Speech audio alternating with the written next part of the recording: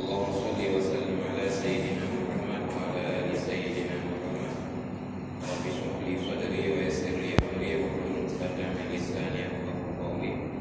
Rabbi faqihna fid din wa 'allimna ta'wil. Amma ba'du.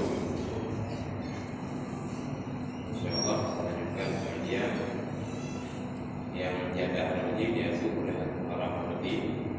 Tapi yang tadi alhamdulillah Allah di kesempatan untuk berhaji Pak nyobi bunuh tiba-tiba hanya dalam grade ini lebih kena tempat yang apa katanya dapat info dari pengurus bahwa yang biasanya disampaikan oleh haji adalah masalah tauhid.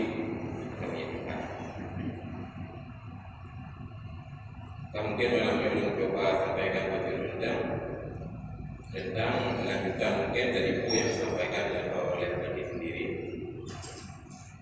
Yang dijadikan pedoman oleh Nabi adalah sifat hukum. Ayat hukum oleh Nabi.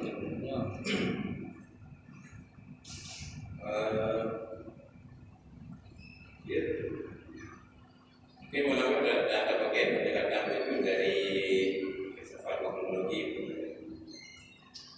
Salah satu kitab utama dalam mazhab Sunni adalah kitab paling pokok namanya Matan As-Sanusi atau Aqidah Sola karya Imam As-Sanusi.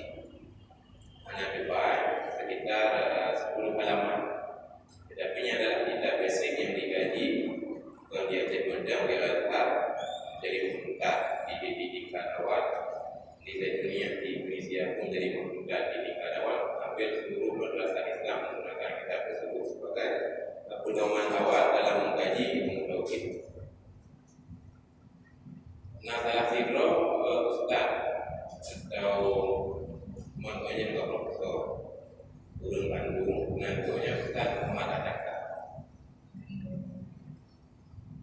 Nah, ditulis penjelasan dalam bahasa Indonesia terhadap kitab tersebut.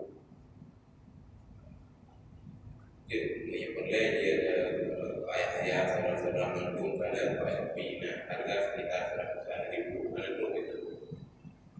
Mungkin tidaknya bisa menjadi jembatan bagi kita yang kausia dan itu kadang kita baca kitab Arab, kita kurang mampu dan baca kitab Jawa kadang-kadang paham. Makanya dia dibaca dia dan insyaallah pembahasan jadi dengan bahasa yang mudah dipahami.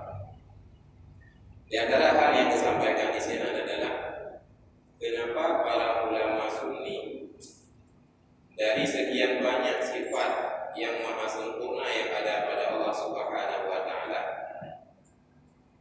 yang wajib betul-betul kita dukung dan yakinnya pada Allah taala adalah 20 supaya sifat Allah taala benar maha sempurna. Yang namanya maha sempurna berarti tidak ada batasan.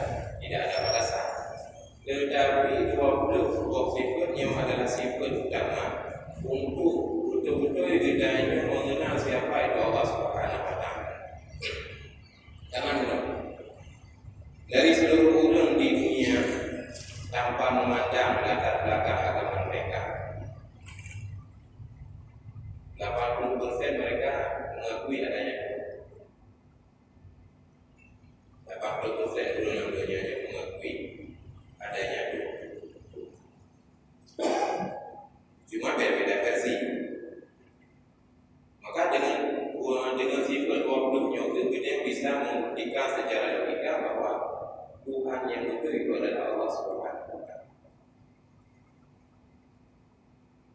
Melalui 20 sifatnya tanpa menggunakan Quran atau hadis, berbekal logika murni mendalam akal jernih.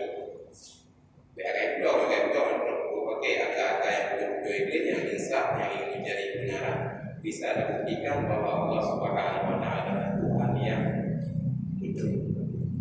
Dan bisa dibuktikan bahwa Tuhan yang dianggap Tuhan oleh penganut agama lainnya. Mungkin sifat 20 lagi yang masih hukum mendung ya. Bagi bulan, nah yang namanya sifat nafsiyah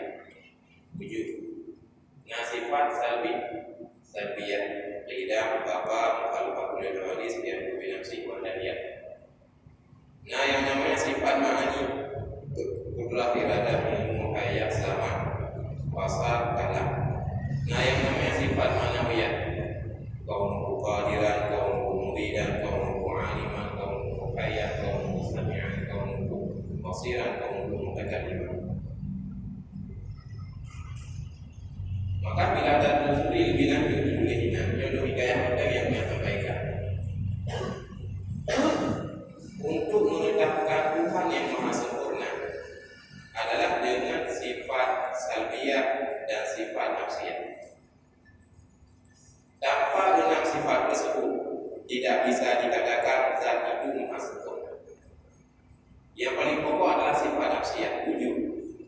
Kita berbicara meyakini adanya Tuhan atau tidak, yang membedakan antara ateisme dan teisme, yang mengaku ada Tuhan dan yang mengaku yang tidak bertuhan. Yang pertama adalah mengakui adanya Tuhan. Kemudian dilengkapi dengan 5 sifat salbiyah. Tidak bakal kalau boleh hadis yang bilang sifat jaliyah. Kalau mendahului maka tidak bisa dia dianggap sebagai Tuhan. Apa mendahului?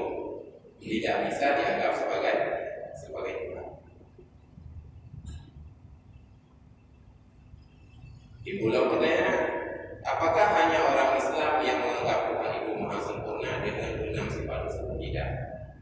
Mendengar sih dulu orang di luar Islam, meskipun namanya beda, pokoknya dengan Allah. Tidak ini bukan. Tetapi mereka tetap berkeyakinan bahwa Tuhan itu maha sempurna.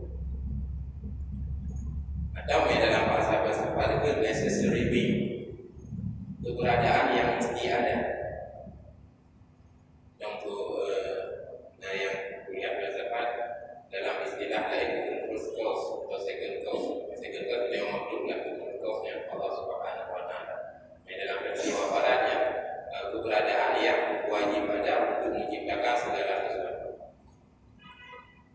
Nah, jika bukan di luar Islam yang mengakui bahwa Tuhan itu maha sempurna, artinya sama lagi pemahaman bedanya. Ada, tidak, bapak, sama aja. Maka kita mantuk oleh Imam Sanusi dan ulama-ulama yang lain sifat ma'ani dan ma'nawi.